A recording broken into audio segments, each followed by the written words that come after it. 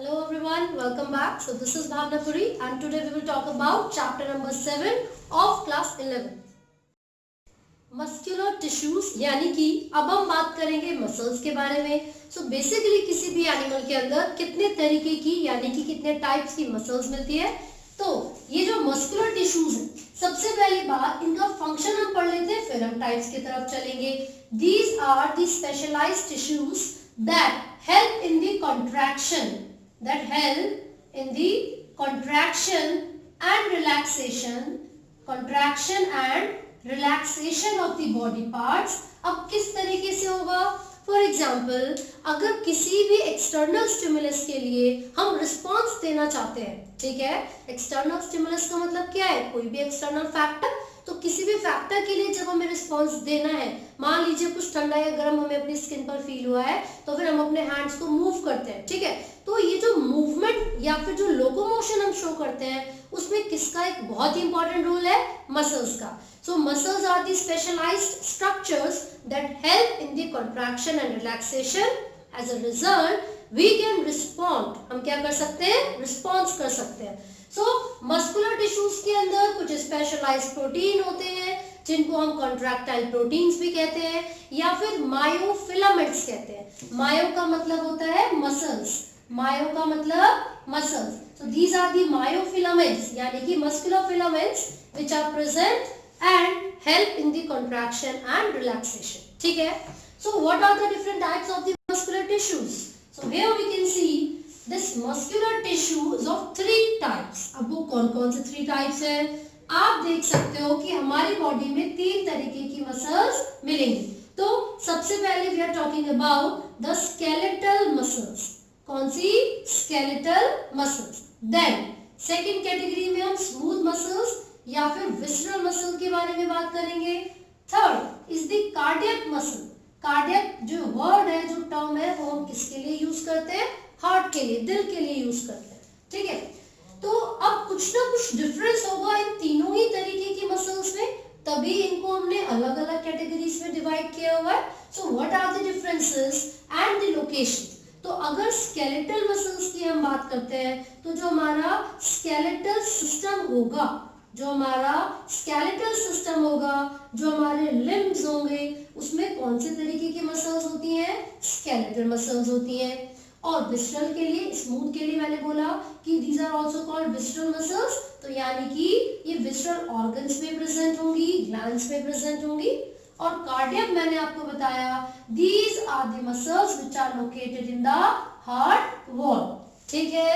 तो चलिए, जो स्केलेटल मसल्स हैं, क्योंकि ये स्केलेटल सिस्टम में प्रेजेंट होती है, तो हमारी पूरी बॉडी का एक तरीके से बोन्स के साथ अटैच होकर ये वेट को भी कैरी करने में मदद करेंगी. साथ साथ कॉन्ट्रैक्शन और रिलैक्सेशन तो उनका मेन फंक्शन है ही. जब भी स्केलेटल मसल के स्ट्रक्चर के बारे में हम बात करेंगे, so you will observe that these are किस तरीके के? Cylindrical. These are cylindrical muscles with a single nucleus in them. तो अगर एक ही न्यूक्लियस प्रेजेंट होगा तो उसको हम क्या बोलते हैं? बहुत सारे न्यूक्लियस होते हैं, मल्टी न्यूक्लिएटेड होते हैं. Multi nucleated, not single. This muscle is multi nucleated. ठीक है. जब हम किसके बारे में बात करेंगे? स्मूथ मसल के बारे में. तो ये स्मूथ मसल्स होती हैं जिनका टेपरिंग एंड होता है. You can see like this, it has a tapering and and this is elongated structure with a single nucleus in this. Skeletal muscle में बहुत सारे न्यूक्लियस हैं. स्मूथ मसल यूनिन्यूक्लिएटेड होगी, यानी कि सिंगल न्यूक्लियस के साथ. This is the another one, it also has a single nucleus, right. अगर कार्डियक मसल के बारे में आप बात करोगे, सो you will observe certain branches in this. It has certain branches like this. अब यहाँ पर कुछ इस तरीके के स्ट्रक्चर आपको नजर आएंगे which are called striation. ये भी मल्टी न्यूक्लिएटेड है, मतलब इसके पास भी बहुत सारे न्यूक्लियस होंगे. ठीक है. तो जो मेन डिफरेंस है स्केलेटल मसल और कार्डियक मसल में, वो क्या होगा? See, it also has many nucleus, this also has many nucleus, but ये जो न्यूक्लियाई की प्रेजेंस है, इसके अलावा जो डिफरेंस होता है वो ये है, it is not branched, whereas the cardiac muscles are branched. ये तो एक डिफरेंस हमने स्केलेटल में और कार्डियक मसल में पढ़ा. ठीक है. तो ये क्या थी, अनब्रांच। ये कैसी थी, अनब्रांच। ये भी अनब्रांच्ड होती है। क्लियर है? आगे बढ़ते हैं फटाफट से। क्योंकि स्केलेटल मसल्स को, लिम्स की मूवमेंट्स को हम कंट्रोल कर सकते हैं, so on the basis of the ability to control these muscles, skeletal muscles are called, क्या बोलेंगे उसको, वॉलंटरी मसल्स, क्योंकि these are under our control. तो वो मसल्स जो हमारे कंट्रोल में होंगी वो वॉलंटरी है, लेकिन क्योंकि हम स्मूथ मसल्स को कंट्रोल नहीं कर सकते, है ना, जैसे कि आप देख लीजिए ब्लिंकिंग ऑफ आईज, ठीक है, या फिर इसके साथ इसोफेगस की मूवमेंट हो गया। तो जो सॉफ्ट ग्लैंड्स है, सॉफ्ट ऑर्गन्स है, जहां पर ये स्मूथ मसल्स प्रेजेंट है, हम उनकी एक्टिविटीज को कंट्रोल नहीं कर सकते हैं, इसीलिए इन मसल्स को क्या बोलते हैं, involuntary muscle.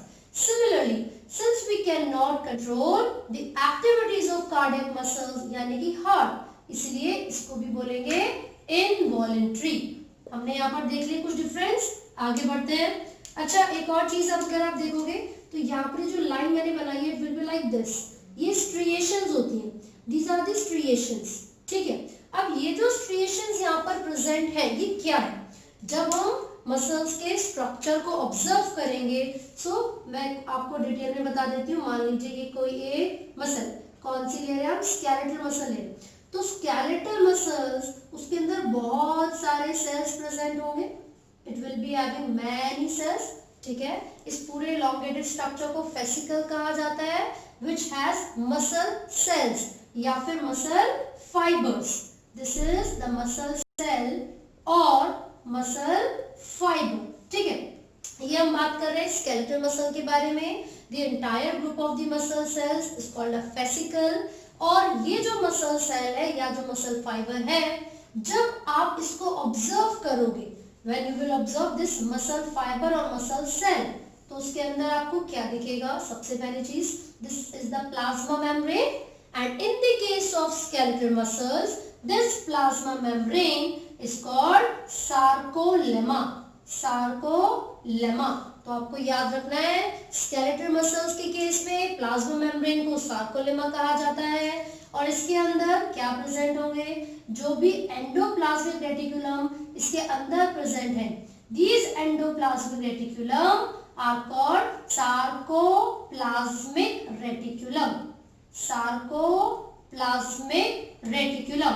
And what is the function of sarcoplasmic reticulum, वो क्या होगा, कैल्शियम आयंस को स्टोर करना। So its function is to store calcium ions. साथ ही साथ ये जो स्ट्रिएशंस की मैं आप यहाँ पर बात कर रही हूँ, पता है क्या है, see there are two contractile proteins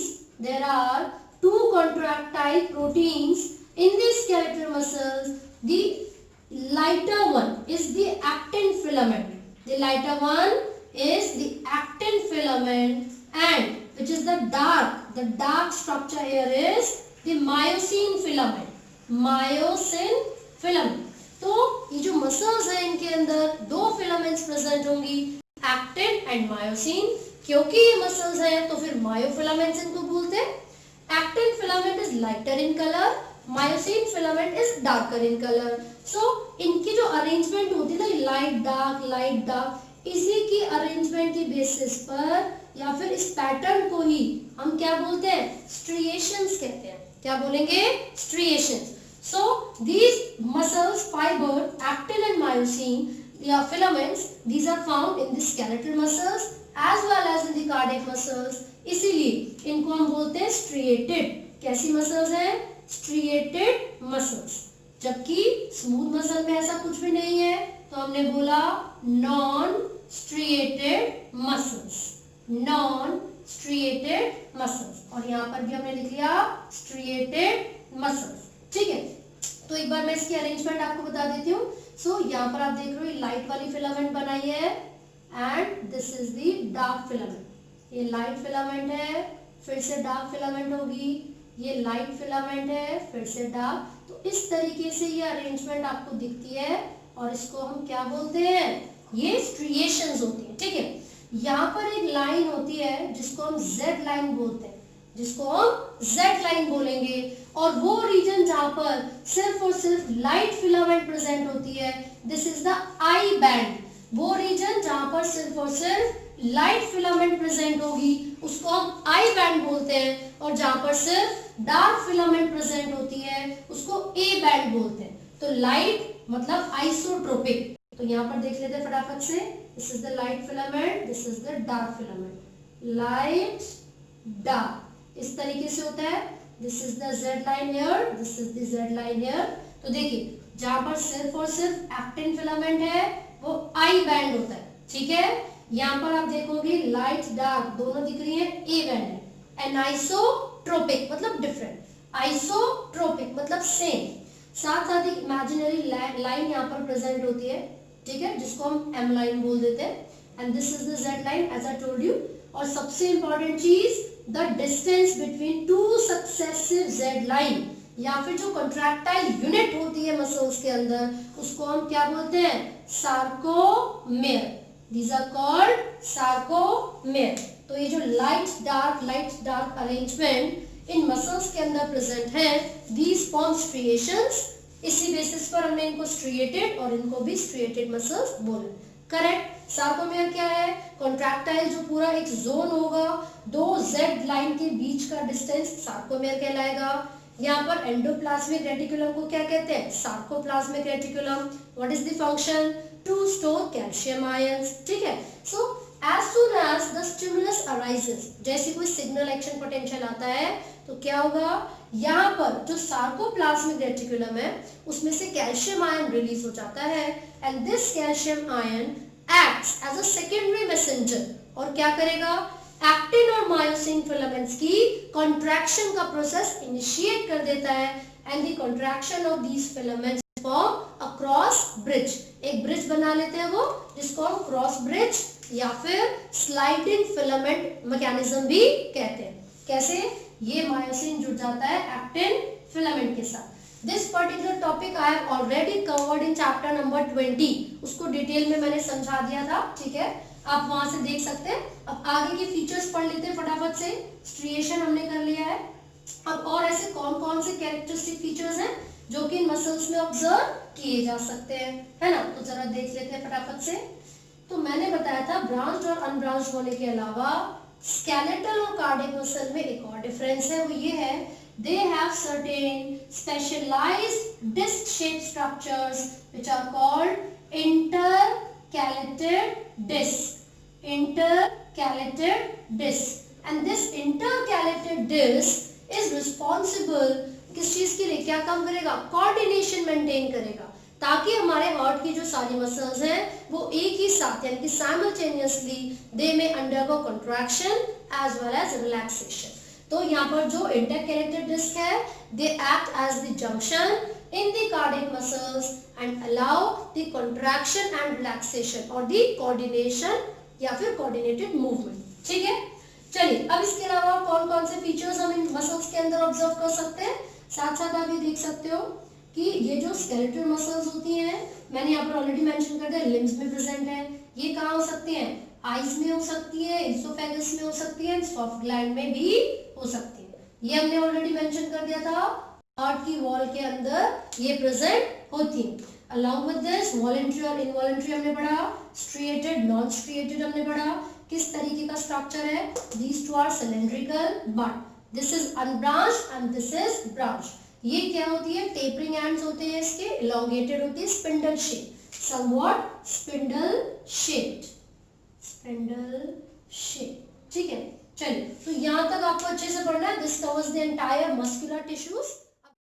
So friends, in case of any doubt, you can comment below। और उसके अलावा भी अगर आपको कोई भी ऐसे क्वेश्चंस पूछने हैं या फिर वीडियो से रिलेटेड कोई भी डाउट है तो फिर आप हमसे पूछ सकते हैं, इंस्टाग्राम पे भी मैसेज कर सकते हैं। And do not forget to like, share and subscribe. Thank you.